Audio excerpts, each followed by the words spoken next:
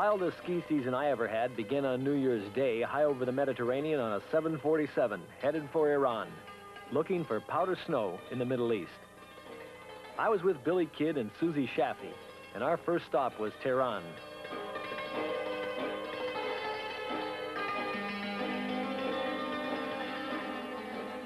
Our assignment was to film a television documentary about Iran, and our leader of this unique trip was Detroit TV commentator Barry Zevon, who was in charge of the production.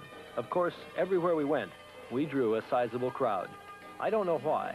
What's so special about a tall blonde standing in the streets of a Middle East capital, wearing a skin-tight powder blue fluorescent stretch suit covered with toothpaste ads?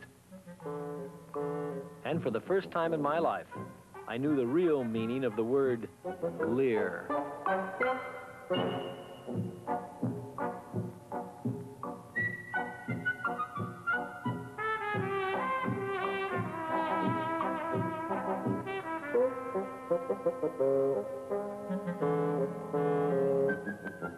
Same to you, fella.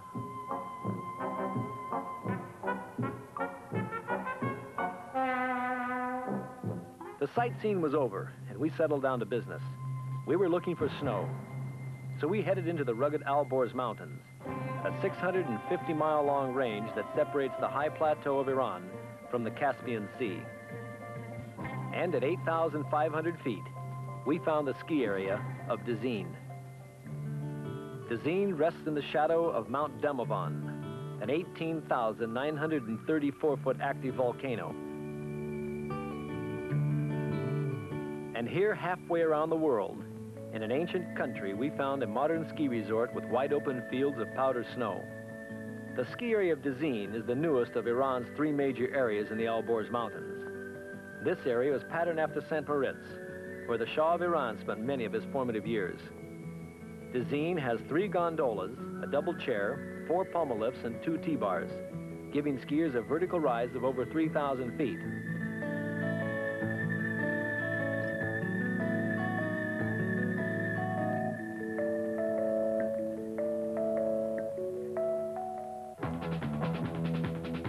Billy Kidd and Susie Chaffee take off from the 11,000-foot level on a 5-mile ski run in the Alborz Mountains of Iran, and conditions couldn't be better.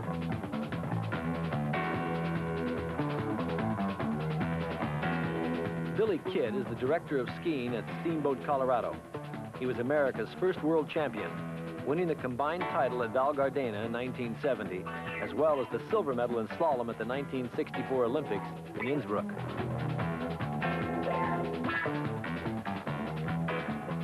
Susie was a former member of the 1968 United States Olympic team, and since then she has become one of the best-known women athletes in America by way of freestyle competitions and television commercials where she is known as Susie Chapstick.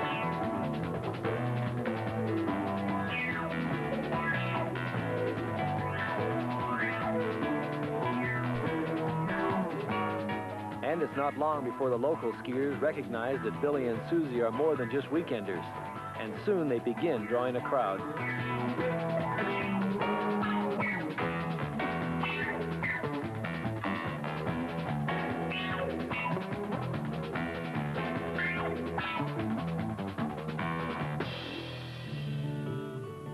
Halfway down the mountain at the midway station, Billy and Susie have the opportunity to meet one of the local avid skiers, the Empress of Iran, Her Majesty Faradiba.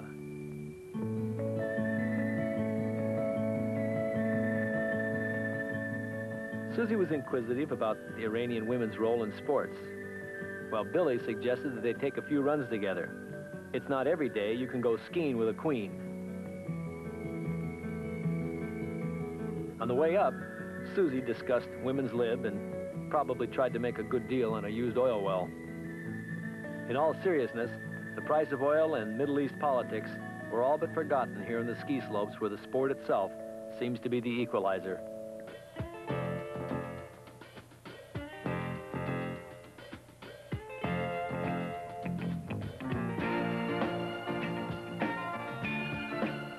And Faradiba proved to be no rank beginner, having told us earlier in a tongue-in-cheek conversation that she was originally laughed at in Austria because of her Iranian ability. then ridiculed in France because of her Austrian style, and finally criticized in Switzerland for her French-Austrian combination technique. And still, she matched Billy and Susie turn for turn.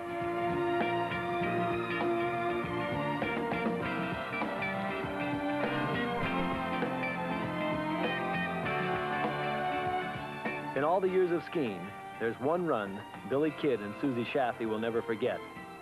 It's the one they took with Her Majesty Farideva, Queen of Persia, Empress of Iran.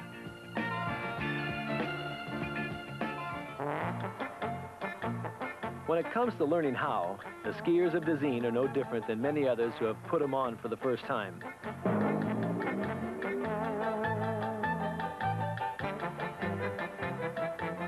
It can get cold on these slopes, and a scarf is recommended to keep warm. But I always thought that a scarf was to keep my neck warm.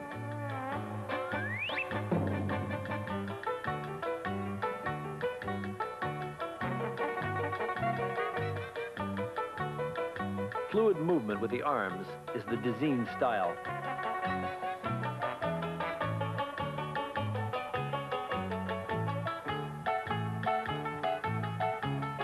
This is Thursday, the Muslim weekend, and there are about 2,000 skiers on the hill. So I looked around for the best local skiers, and I found 15-year-old Abbas Kalor and 13-year-old Saif Ali Kalor, and one of Dezeen's top ski instructors, Mokhtar Zetpur. And with my best sign language, I asked them to make a few runs for the camera.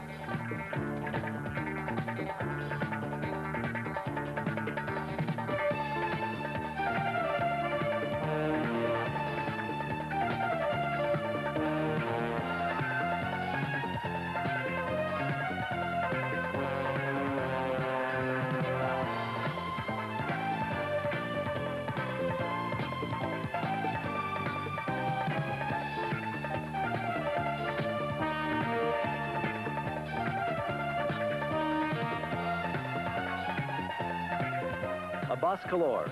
He's the Iranian junior champion in slalom, giant slalom, and in downhill. Abbas figures he'll be ready for the 1984 Olympics, and he hopes to earn a berth on the Iranian team. This is Saif Ali Kalor, also a champion. He's 13.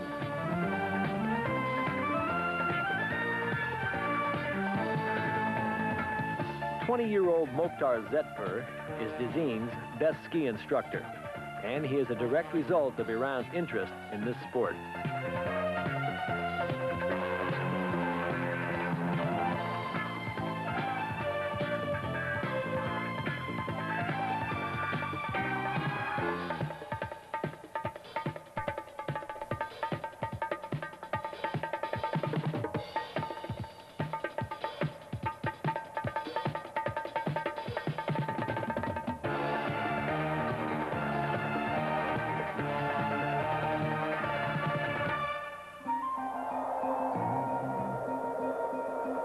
When a winter storm hits Dezeen, everything comes to a halt. High winds come racing in across the Caspian Sea, and with it comes light, dry powder snow. The next morning, Billy and Susie are out early. This is Western powder in the Middle East.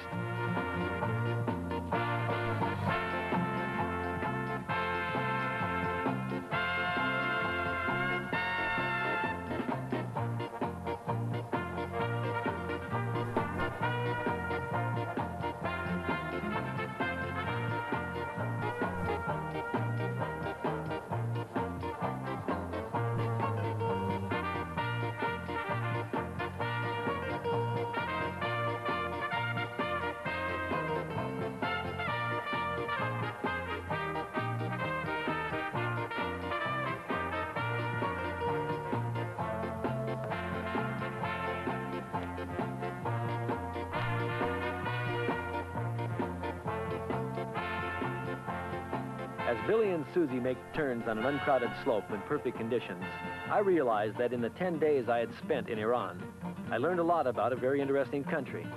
I was expecting a war surplus T-bar on a sand dune in the middle of the desert with an Arab on a camel collecting lift tickets. Well, I never saw the desert. I learned that Iranians are not Arabs, and they told me that the best place to see a camel was at the zoo.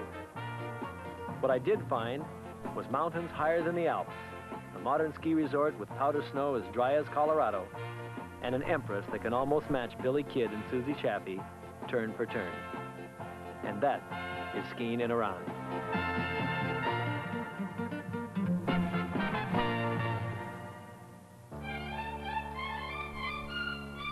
I left the Middle East and headed for the Alps, where I caught up with the racers in the World Cup circuit.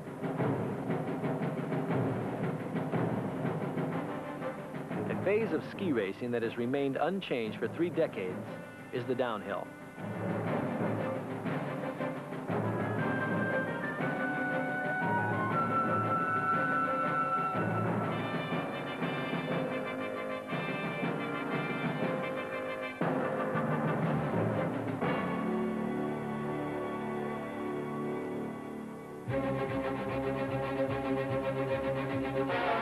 Here in the Alps, there are a dozen different courses, each one with its own characteristics.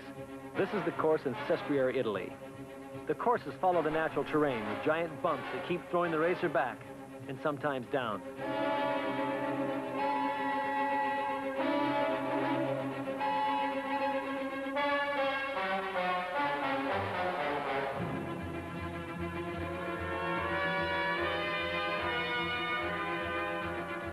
Courchevel's Jean Blanc.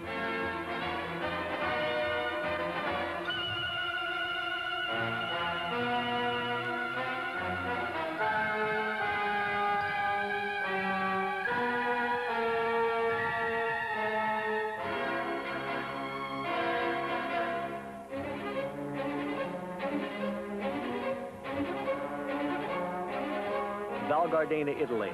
High-speed bumps. And a tough fence. And in Chamonix, there's Les Souches.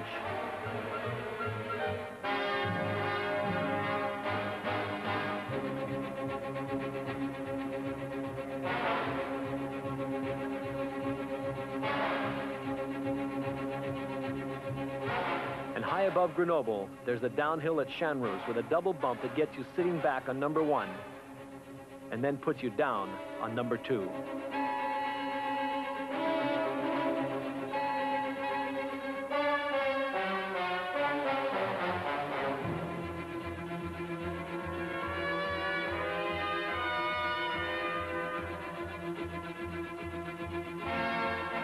This is the Col de Bombe.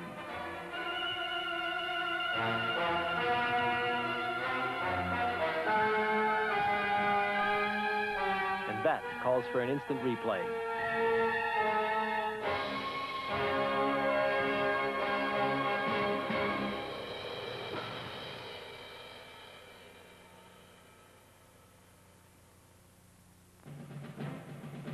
One of the toughest, longest downhill courses is here at Wengen, Switzerland. This is the Lauberhorn, a grueling 60-mile-an-hour course that is held annually on the World Cup schedule.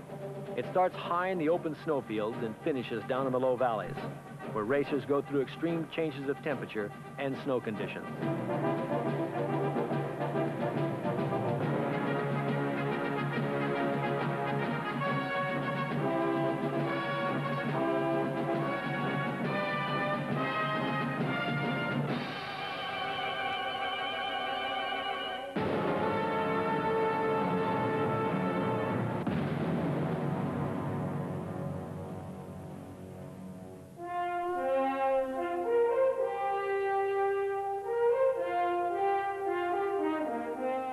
This is Kitzbühel, Austria.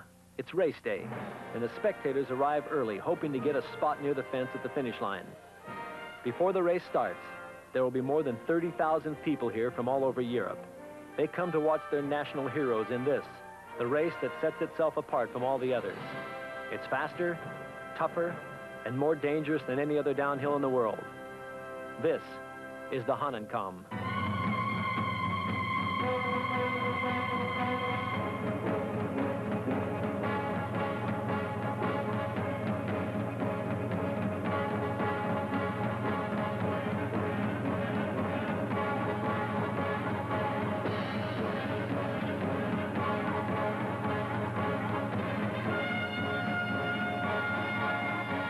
Hahnenkamm begins with a steep schuss right out of the start and into the Mausfaller, a drop-off that sends the racers into the air at 60 miles an hour. And then the ice tries to rattle the racer's skis off before sending him into the Steilhang. Here is a steep S-turn where the slope falls away from the turn and the racer fights to keep his skis on the snow so he can change direction.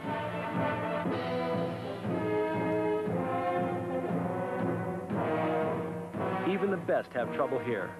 Watch Gustavo turning. An incredible recovery at 50 miles an hour. The fastest part of this course begins at the bottom at a place called the Hausberg. Make one mistake here and you're into the fence.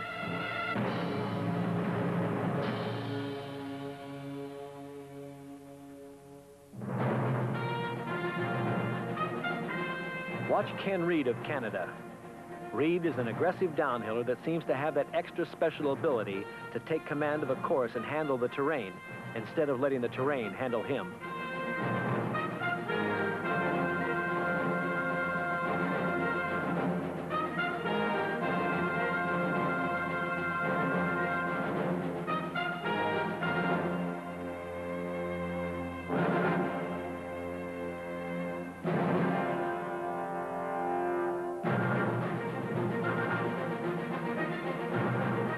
The Hausberg.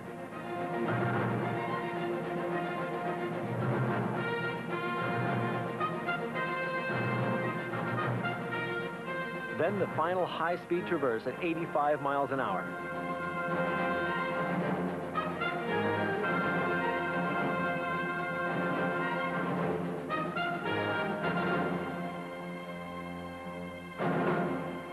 And into the finish.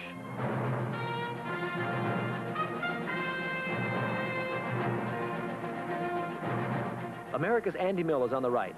Austria's Josef Volker on the left. They're skiing at 85 miles an hour.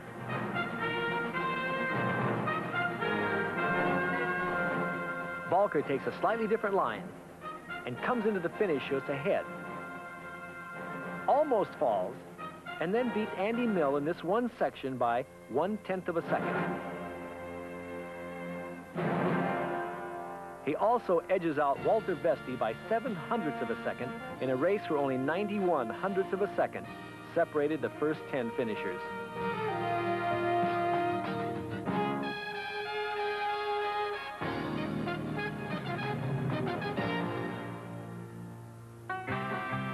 This is such a popular sport here in Austria that even after the race is over, the spectators don't leave. They wait for the second feature, the spectators downhill.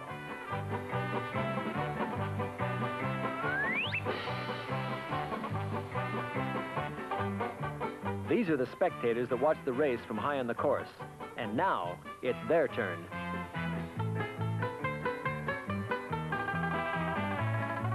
And the crowd loves it.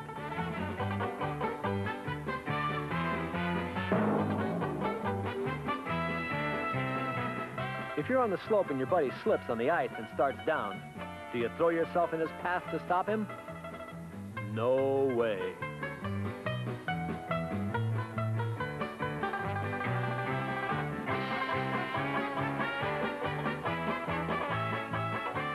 A few are likely to get hurt, but by now all the toboggans are at the bottom. But they manage to get the casualties down anyway. After a hard day on the Hahnenkamm, the hardcore spectators who gave it their best say it's not whether you win or lose that counts. Defeat today could mean victory next year.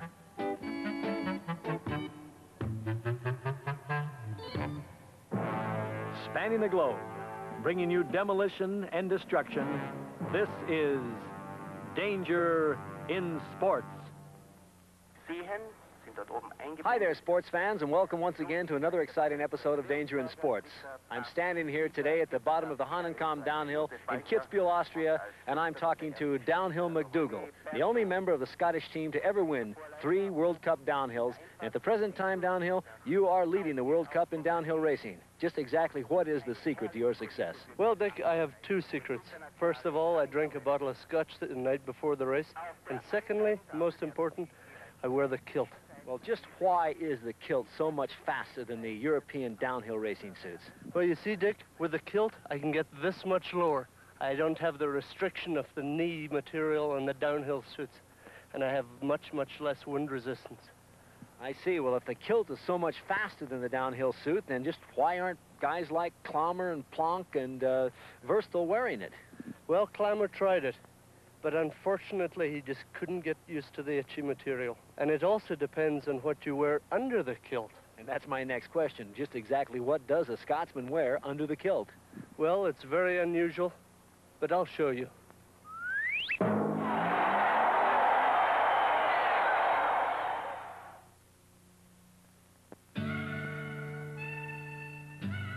Sun Valley, Idaho, one of America's finest ski resorts. In the background, Baldy Mountain, the site of one of the nation's toughest downhill races. The annual Snug Company's Pin Binding Downhill.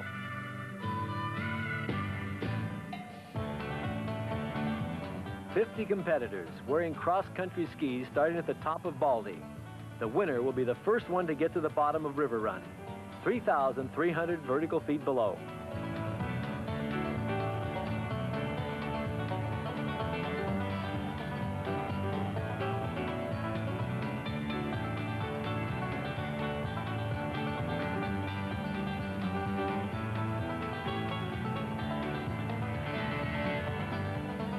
With skinny skis and no way to hold the heel of the shoe down, downhill skiing is just about as tough a sport as you can tackle on this type of equipment.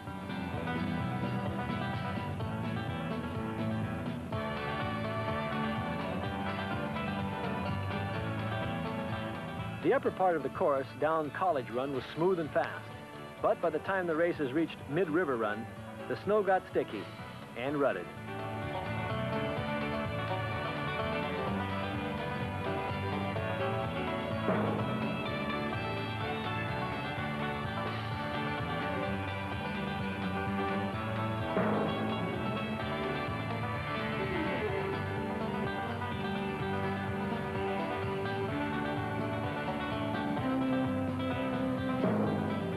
And sometimes it just doesn't pay to get back up.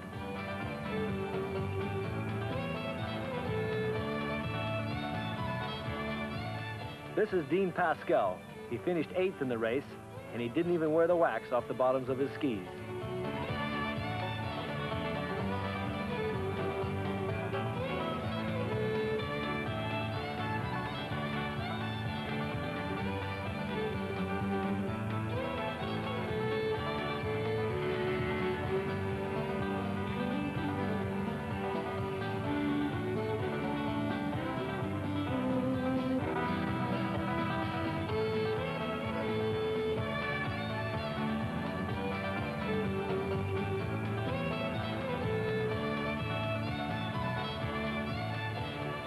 The best woman downhiller in the race was Jeannie Thorin. She sped down the course fast enough to win a new pair of skis for the ones that she just destroyed.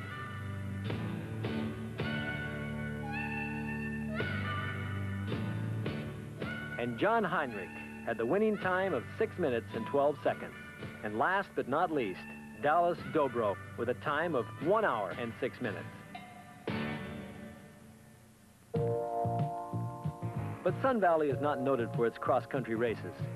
It's noted for some of the best mogul skiing in North America. Watch Randy Hood and Joey Cordeau, two of Sun Valley's best bump skiers.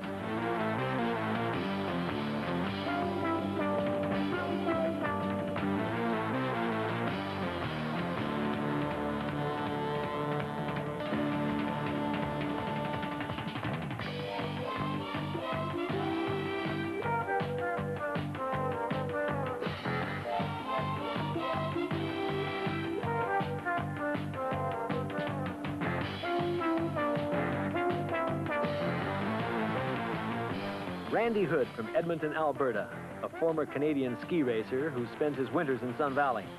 And he's recognized as one of the best skiers on the mountain.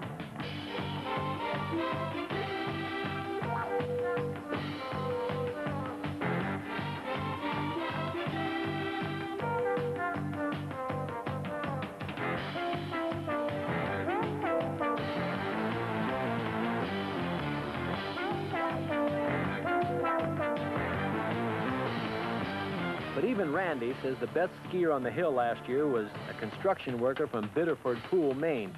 His name was Joey Cordeau.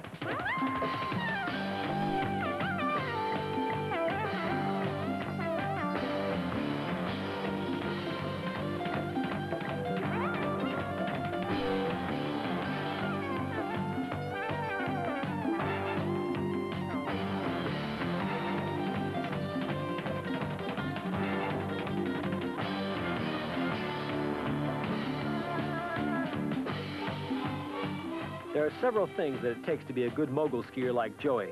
Aggressiveness, good arms, a distinctive pole plant, good knees, and the ability to get back over the skis by extending the hips forward quickly.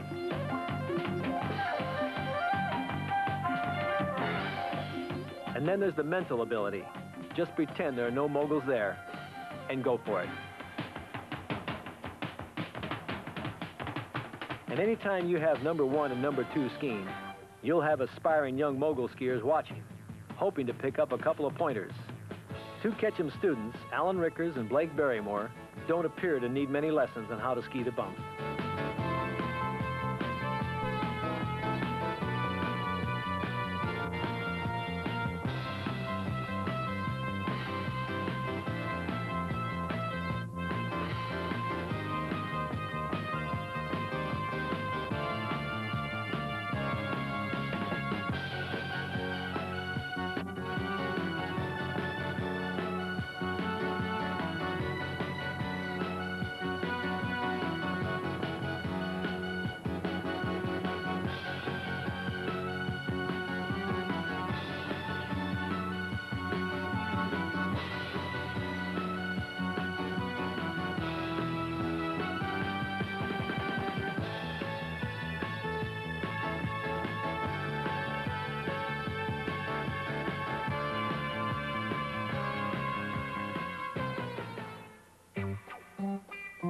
His name was Pierre Poncet. He came from Chamonix. In the town of Ketchum, he was known as the Frenchman. On the hill in Sun Valley, he was known as the Nervous Muscle.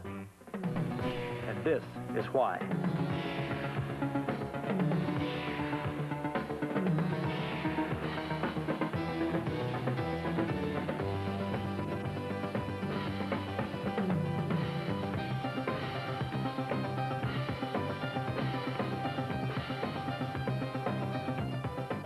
You don't need special trick photography to make the Frenchman look like he's going fast. This is his normal speed. It's called full bore.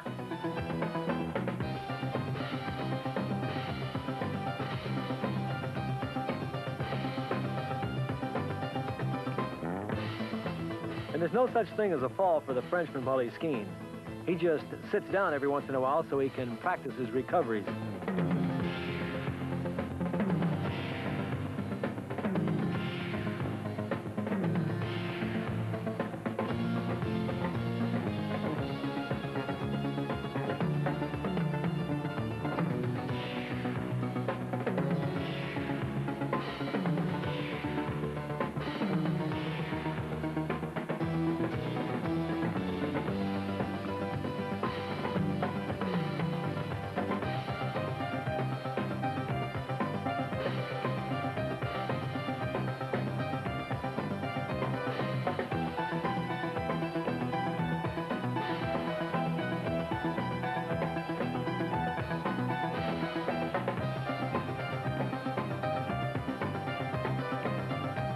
Some people say that the Nervous Muscle was one of the best skiers they'd ever seen. Others considered him just a wild man on the slopes. And even though the Frenchman never ran into anybody, there was one man who could not tolerate this kind of reckless wild speed on his mountain. And this brings us to the second episode of our new television series.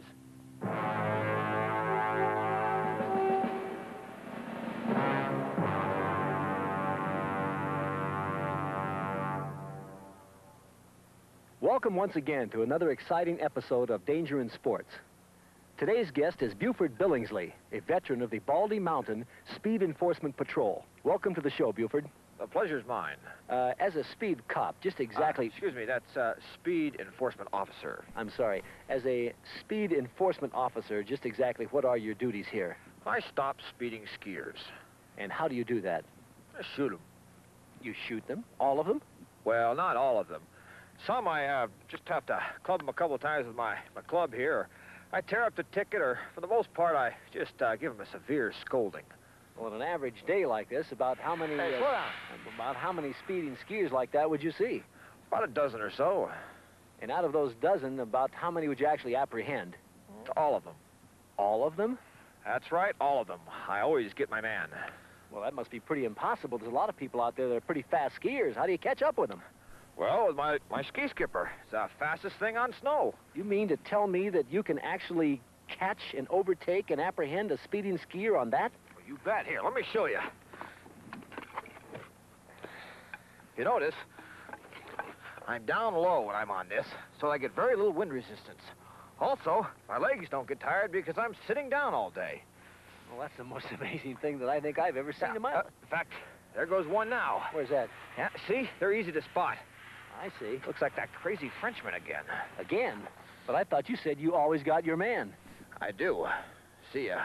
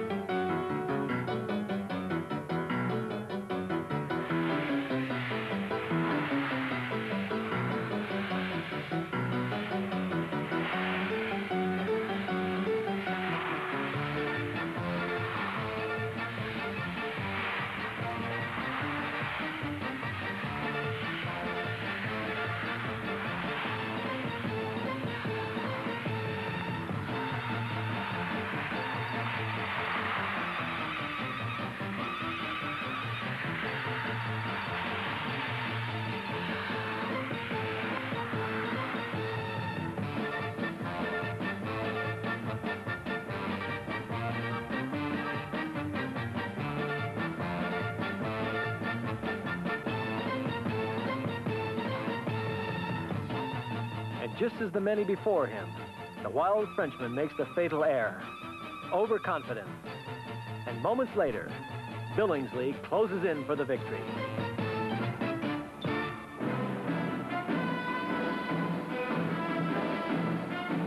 And once again, the long arm of the law reaches out and enforces the code of justice.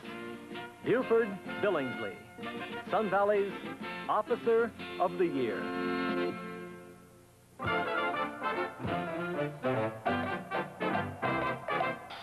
This is Mount Baker, Washington. It's the 4th of July, and it's the umpteenth annual gathering of the World Invitational Slush Cup, a contest that has no rules, no prizes, and no winners. The object is to get far enough off the jump and land in the deep water.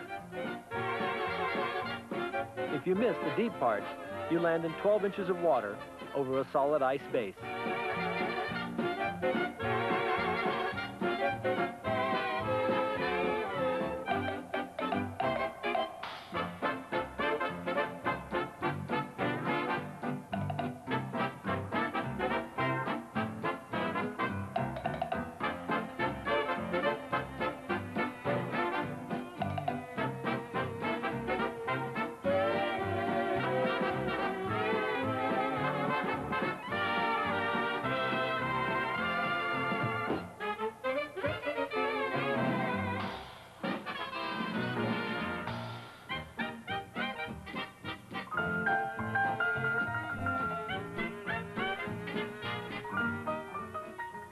The only time they call time out here is to search for bodies.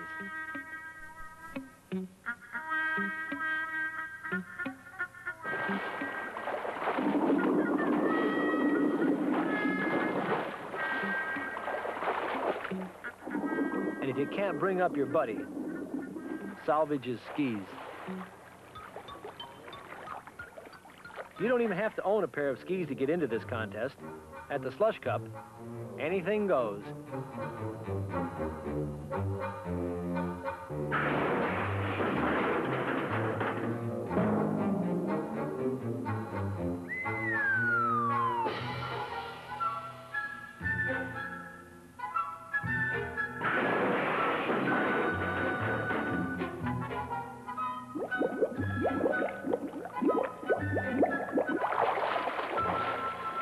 And there was a first-class magic act there also. Watch two men in a canoe become one girl in a canoe. Presto.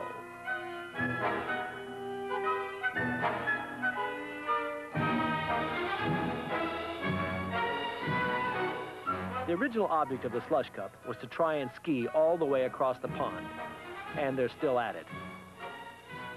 There's only one thing worse than not making it all the way across the pond, and that's making it all the way across the pond.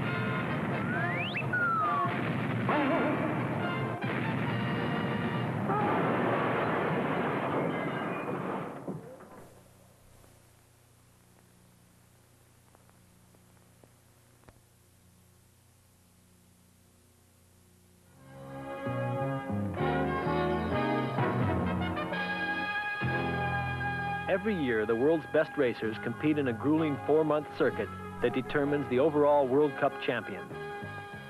This is Ingemar Stenmark from Sweden, twice the World Cup champion. He has already clinched the title for this, his 3rd straight year. This is Phil Mayer of the United States. He's presently holding 3rd place in the overall standings, and he needs one more World Cup victory to clinch the 2nd place spot.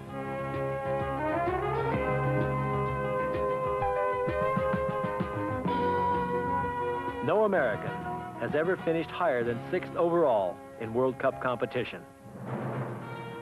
He's on the course here at Waterville Valley in the 2nd run of the giant slalom.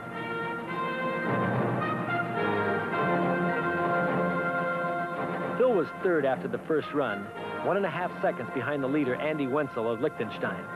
Here in the 2nd run, Phil puts in the fastest run of the day, but not enough to overtake Wenzel. And Phil will have to settle for 2nd place in today's race. Phil's twin brother, Steve Mayer, is on the course. Steve has been overshadowed this season by Phil's success, and he needs a World Cup win to bolster his confidence. But today is not his day. 15th place. Another disappointment for Steve. And the World Cup teams head for Stratton Mountain, Vermont for the last and final weekend of the year. And a big crowd was on hand to watch the world's elite and to cheer for the American favorites. It's the 2nd run of the giant slalom. Phil Mayer is in the starting gate, preparing for perhaps the most important single run of his career. He turned in the fastest 1st run here in the giant slalom, but Switzerland's Heini Hemme and Stenmark have already turned in an incredible 2nd run, and they are holding 1st and 2nd place.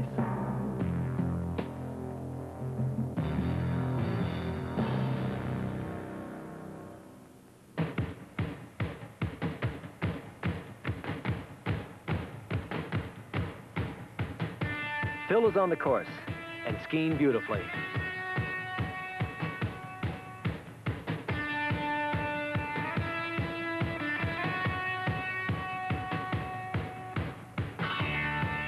Phil's halfway time is 41 seconds flat. It's going to be close. He needs a time of 1:20.6 to win.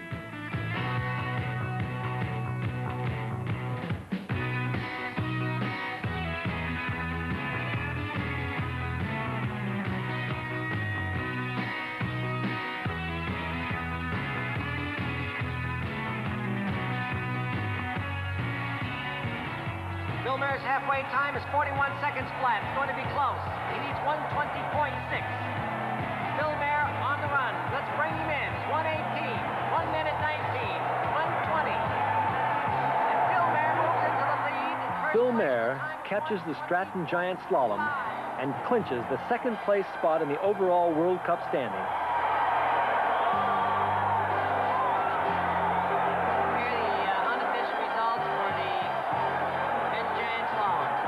First place, Philip Maher of the United States, 241.4. Sunday, a large crowd came out to watch the last and final slalom of the season. And it will be a day to remember. Coming out of the starting gate in the first run is the Bulgarian Peter Papangalov. Papangalov, in one short year in the World Cup, has established himself as one of the world's best slalom skiers.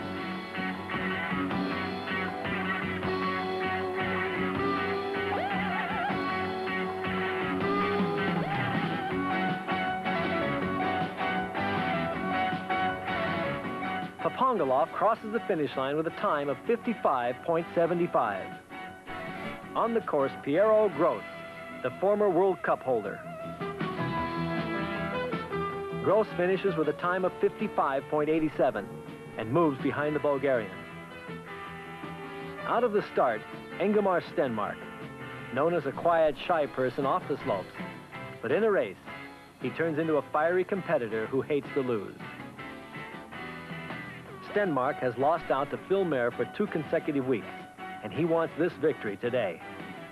He's number 1, and he needs to beat the man who he knows will be challenging him next year for his title.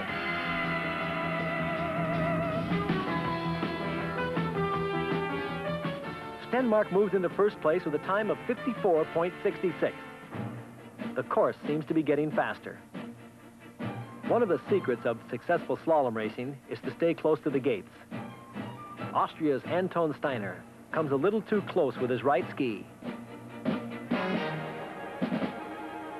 and is out of the race.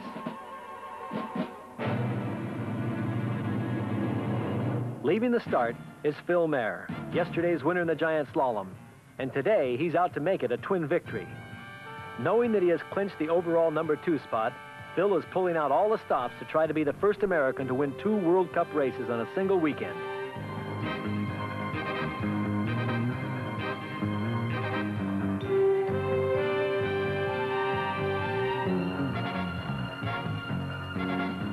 At the halfway mark, Phil is ahead of the entire field by an astounding 1 full second. Then, within sight of the finish, Phil runs into trouble and goes down. And the chance for a twin victory goes with him. Or does it? For still to come is Phil's twin brother, Steve. Steve is on the course and skiing like Phil with a confidence that has eluded him all season. Smooth, stable, and quick. Watch him go.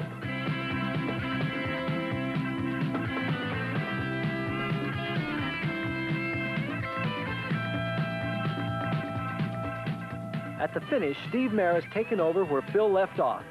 By more than a half second, Steve has the fastest first run of the day. Phil's double win is out, but a twin victory is still a possibility.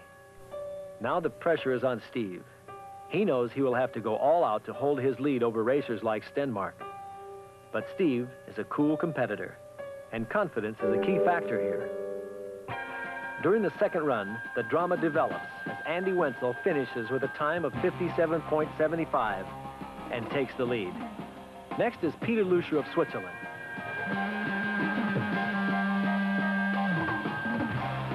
Lucia finishes with a time of 57.78 to move ahead of Wenzel. Now, Engelmar Stenmark performing another of his come-from-behind all-out slalom runs.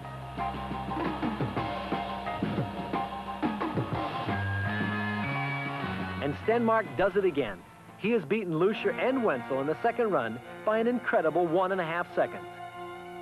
Stenmark moves into the lead, and everyone at Stratton Mountain waits for Steve Mayer, wondering, can he put in 2 incredible runs in the same day? In the starting gate, Steve Mayer. He needs a time of 57.54 to beat Engelmar Stenmark. He's on the course and skiing well.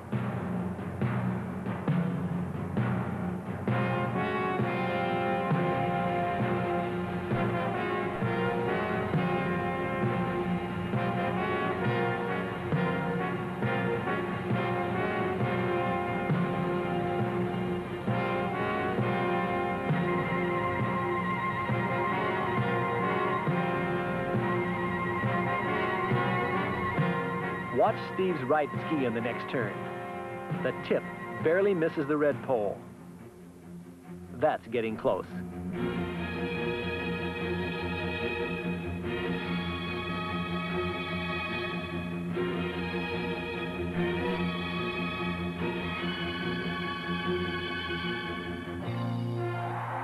Okay, here he comes. Steve Mayer on the course. Let's bring him in. He needs 57.57.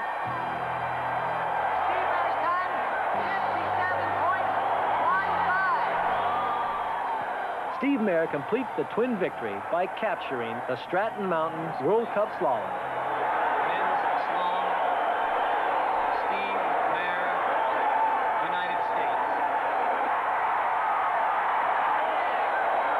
First place, men's giant slalom, Phil Mayer, United States.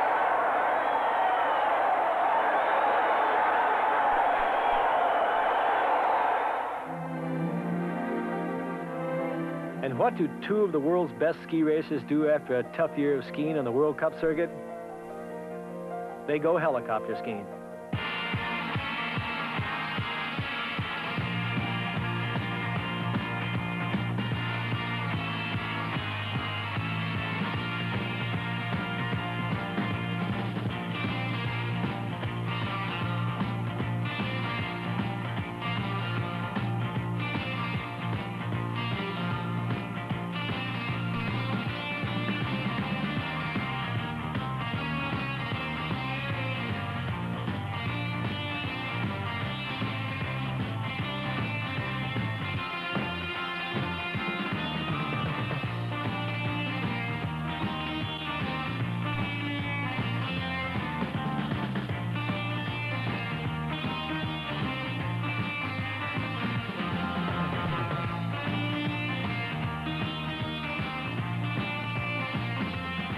The trouble with the Mayers is that they don't know how to have fun in these conditions.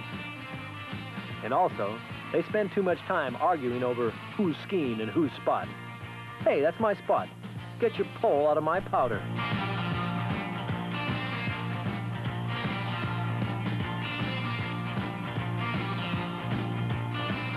Powder snow like this is not a foreign substance to the Mayers. They've grown up skiing the slopes of the White Pass ski area just outside Yakima, Washington, where their dad, Dave Mayer, is the assistant manager. That's Phil on the left and Steve on the right.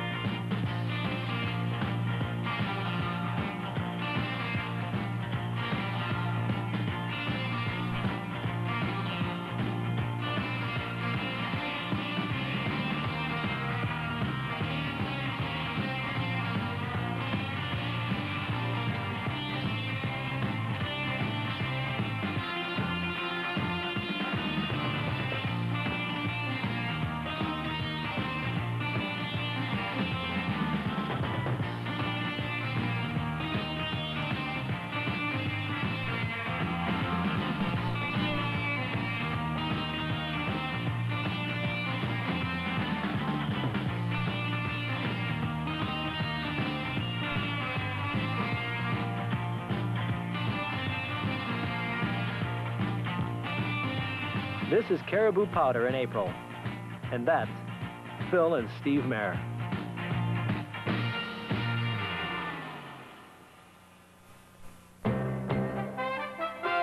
Silver Star, British Columbia, the final competition of the World Cup Freestyle Tour. The competition between Canada and the United States has always been close, and this weekend, the Americans showed up with mogul specialist Mark Archibald and all-around seasoned veteran Scott Brooksbank. And for Canada is the local favorite Greg Athens from Kelowna, British Columbia, and his arch-rival, Montreal's John Eves, last year's champion. The first competitor in the mogul event is Stan Colby of the United States. Judges score on speed, control, and special points are awarded for jumps during the run. Colby has decided to try a 720 just before the finish.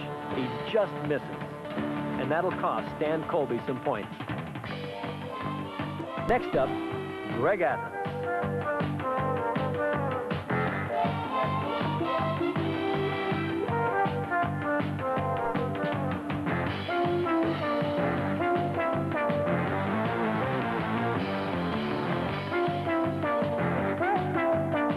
Now in the course is John Eves. Eves finishes in 9th place. It looks like a good day for the Americans as Scott Brooksbank puts in a good run and takes the lead.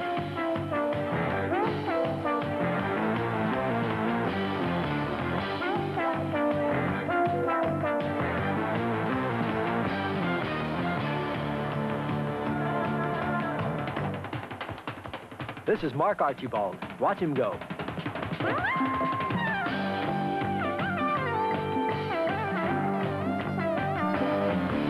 And it appears to be a good day for the American freestylers. Archibald moves ahead of Brooksbank, and the Americans, with Dan Curdy in 3rd place, are 1, 2, and 3. But the little Frenchman is still to come. This is Nano Portier. He hasn't finished lower than 4th in 5 meets this year. Watch him go in the mogul.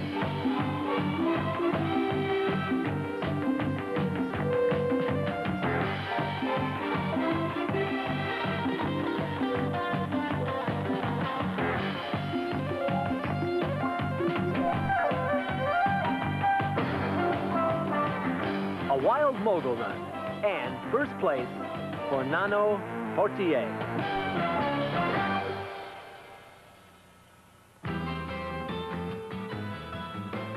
In the ballet event, Canada's Ken Kuroda sparks the crowd with a fine trick run that even saw for the first time a new trick, a backflip.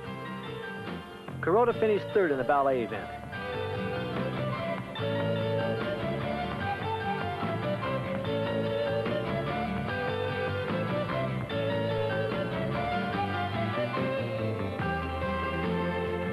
In the last 6 years since ballet skiing began, it has taken a different look from season to season.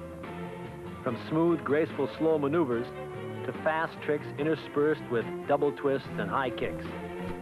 The best in this event is Greg Athens, who only needs 3 points to clinch the ballet title for the year. And Greg Athens, with a smooth run, edges out Mike Russell and Ken Kuroda to capture the 1st place trophy. But moreover, Athens moves 6 points ahead of John Eves for the overall title. A cold, windy day with a light snow greeted a large crowd on Easter Sunday. Today's contest will decide the overall world champion of freestyle. And the aerials, as always, is an exciting event.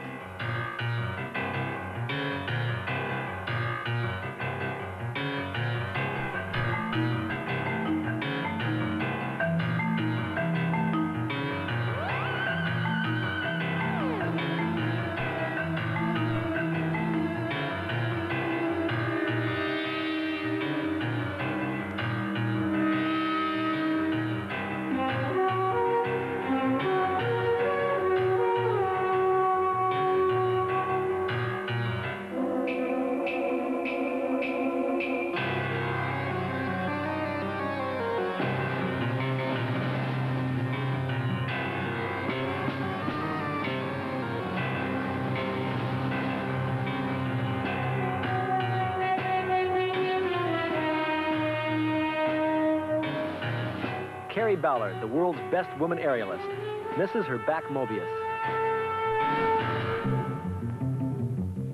And later, also misses a double back somersault.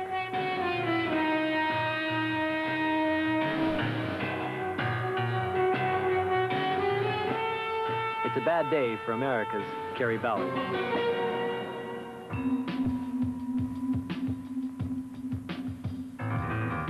The last and final round of the event. Greg Athens has one jump left. He's still running a close race with Eves, and he'll go for a double back somersault.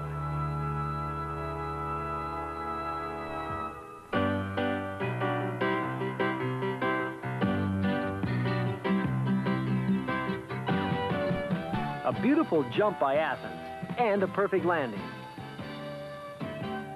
Next up is Steve Resendiz, the World Cup Rookie of the Year.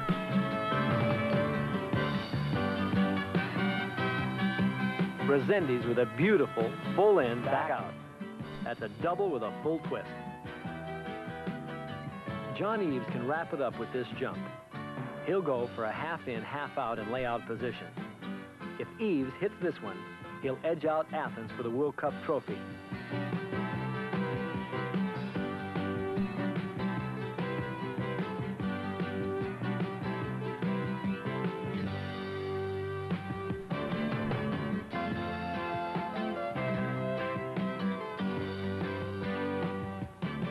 Another beautiful performance by John Eves, and his second world title in 2 years.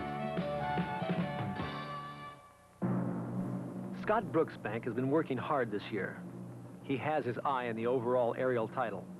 For his last jump, he'll attempt a very difficult double twisting, double somersault. No one on the tour has completed this trick yet.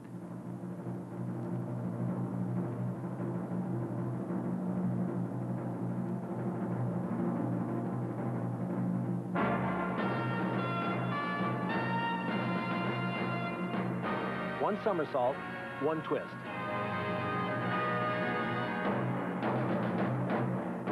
The second flip, the second twist, and the landing. Brooksbank pulls it off. But the judges don't think that much of the trick, and they give him 4th place. The jump the judges seem to like the best came from a Canadian, John Corriveau.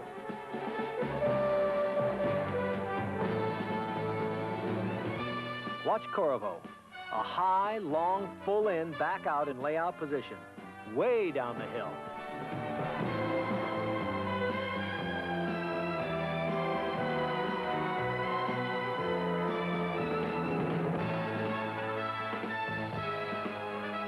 And John Corriveau accepts the 1st place trophy, with John Eves 2nd and Steve Resendiz in 3rd.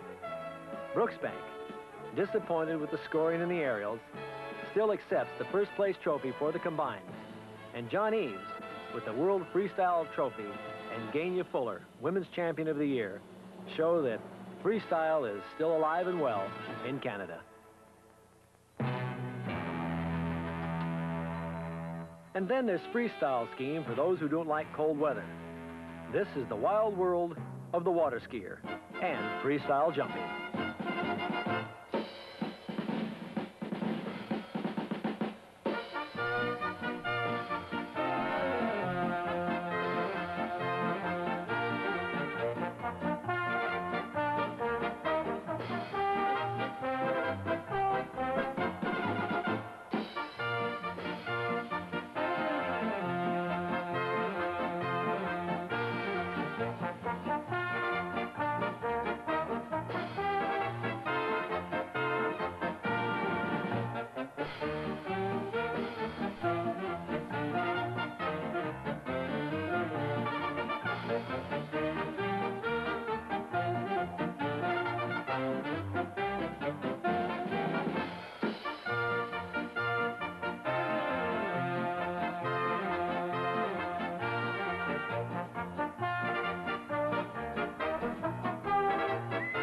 Perfect jump, excellent trick, good landing. But he didn't win. Because to win, you've got to hang on to the rope.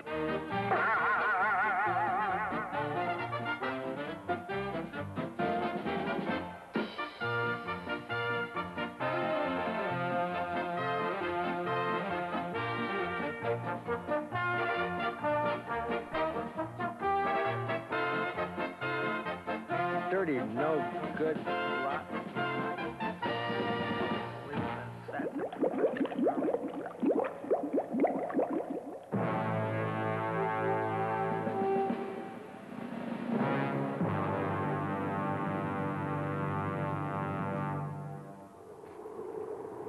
Hi, sports fans. Corky Fowler here with Danger in Sports. We're coming to you today live from the Canadian Rockies, where today's guest is Al Kowalski, better known to our Danger in Sports fans as Avalanche Al.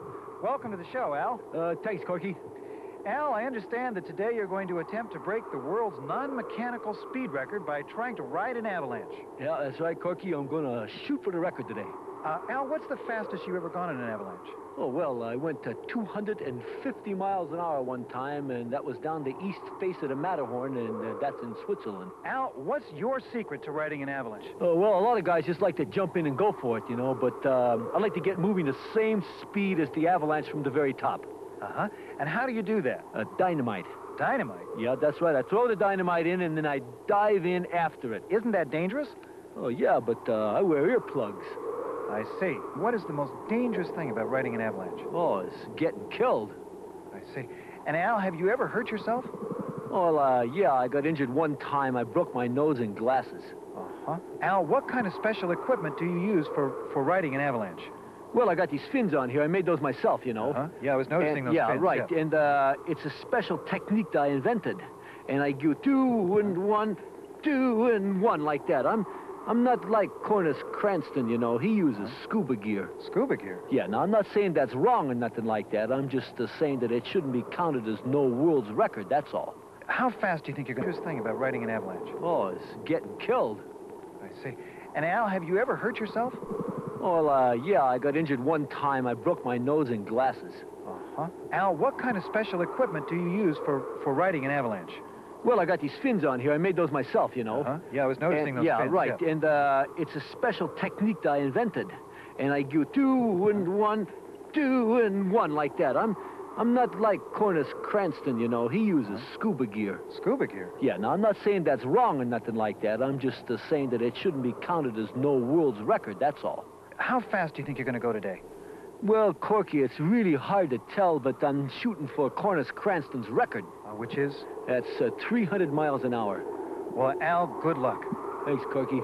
And in a moment, the exciting conclusion of today's Danger in Sports with Avalanche Al.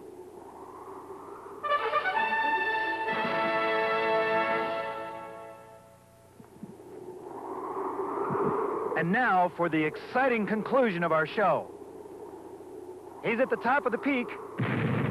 There goes the dynamite. And there goes Al.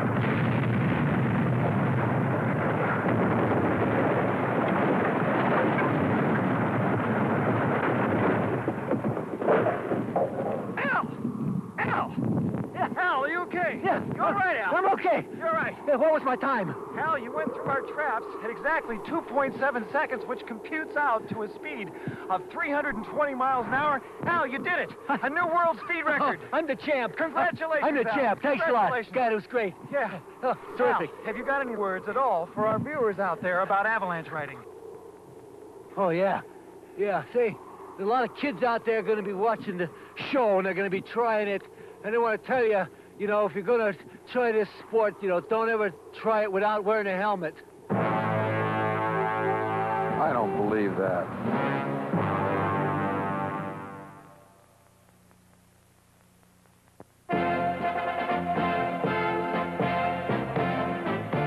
These are the San Juan Mountains in southwestern Colorado, one of the most beautiful and wild stretches of high country on the continent. And located here is the ski area of Purgatory, an area that is noted for receiving more than their share of snowfall each season. But among a certain group of wild skiers, it's better known for having the biggest Galundi jumping hill in the world. This is the site of the World Championships of Galundersprunging, where jumpers using regular alpine equipment try to break the world distance record of 230 feet.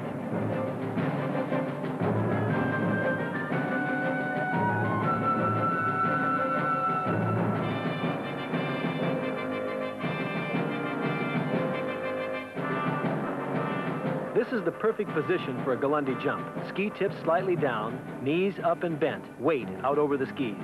This jumper is in a tight tuck, but in doing so, he has moved his center of gravity back. It's necessary to get out forward. On the takeoff, if the ski tips are lifted, they catch air. Once the tips are up, the jumper must then fight to get forward, but the wind keeps him back.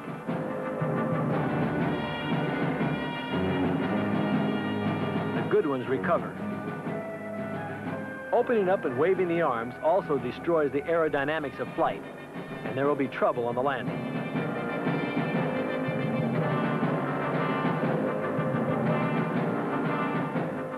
On a close call like that, your knees would wobble too.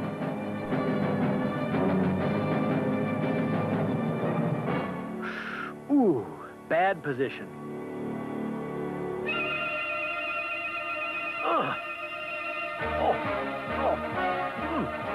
But not only are these competitors the best jumpers, they're the toughest jumpers too. They keep getting up and going for more. Don Hinckley of Purgatory is up next. The record, 230 feet, but 20 inches of snow had fallen the night before and has made the jump slow. And the best Hinckley can do today is 190 feet. Steve Hart, he's in trouble.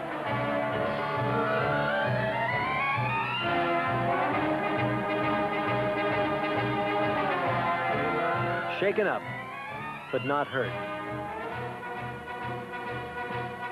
Frank Buckley from Winter Park, Colorado, and a veteran Galundi jumper.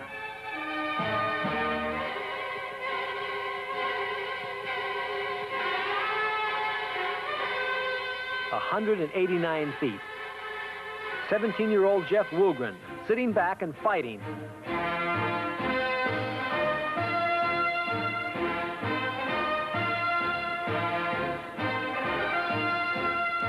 The soft snow condition is making jumping tough, but at least the landings are soft. He's okay.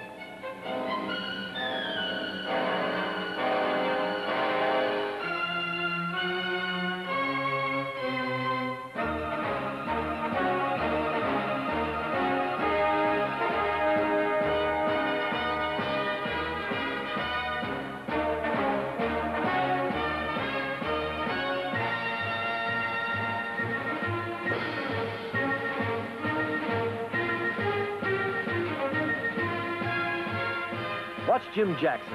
The judges gave him 10 points for his gymnastic routine.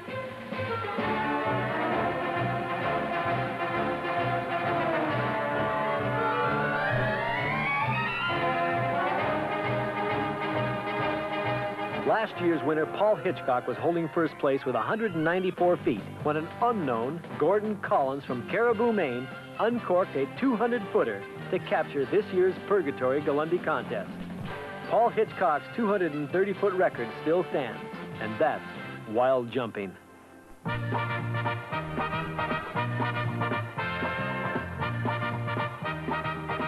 One of the wildest experiences I had last year was on the Banff-Jasper Highway on my way to a month of helicopter skiing in Western Canada. It's a beautiful drive, but it's a dangerous road. You must keep a constant lookout for bandits. They block the highway and hold you up for everything you've got, especially if it's edible.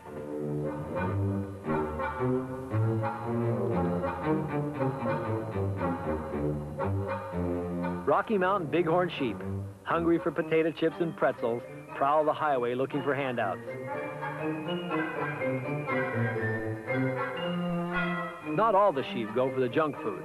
The head honcho of the herd only goes for the best grass.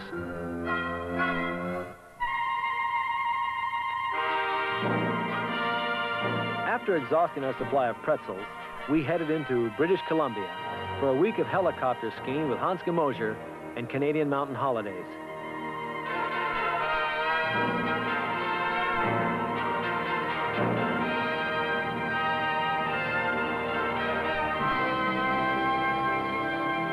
The Caribous, the Monoshees, the Bugaboos, and the Selkirks are the 4 mountain ranges here that make up this, the biggest ski area in the world. 2,500 square miles of ski slopes, a powder skier's paradise.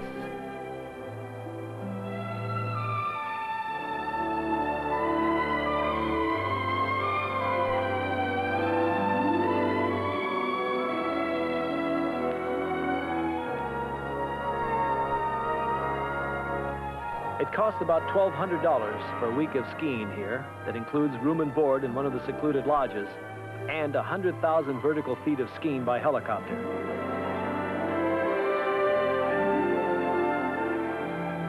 Take a run with 3 members of the K2 demonstration team.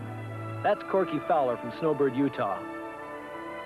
Jim Stelling is in the red. He's from Sun Valley, Idaho. And in the yellow canary suit, well, that's Charlie McWilliams, also of Sun Valley.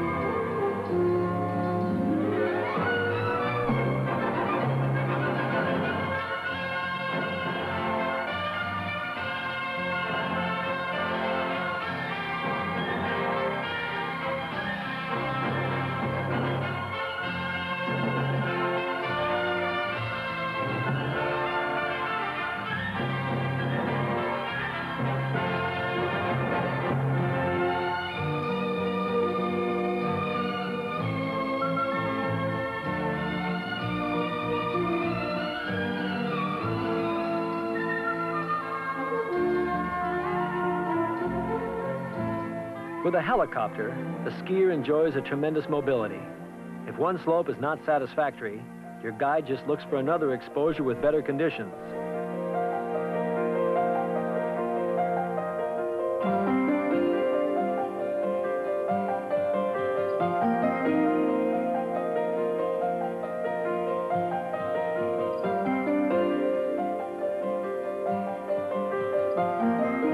This is the new Bobby Burns area, located in the northern Purcell Range with easy access to the Selkirks.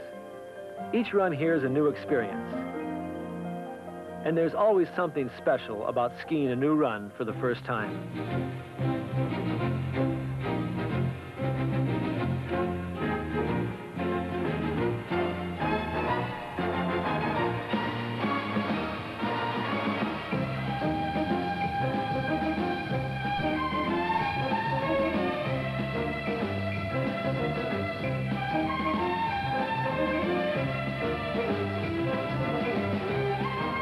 Kalani Betzela, chief guide in the Bobby Burns, finds perfect powder on a run called Lobster Claw.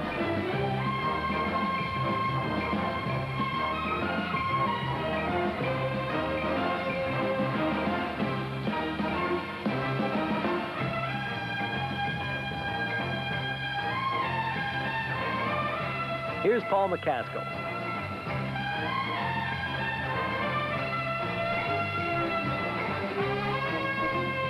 McCaskill is using the Mike Doyle monoski, one of the fun toys to take along on a hella skiing week.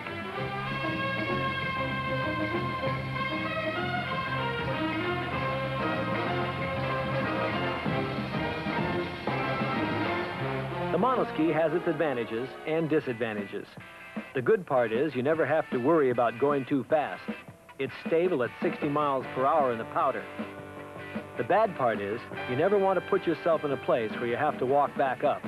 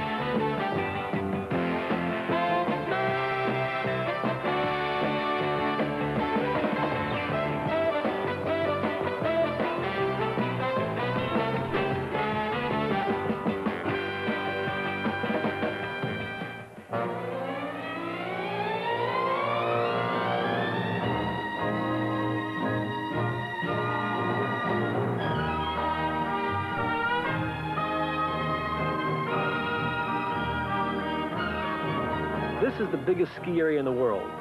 It contains 4 mountain ranges with 2,500 square miles of ski terrain. It has the fastest, most versatile ski lifts known to man. It's located in Western Canada. It's probably the most difficult, perhaps the most expensive, but certainly the best skiing in the world.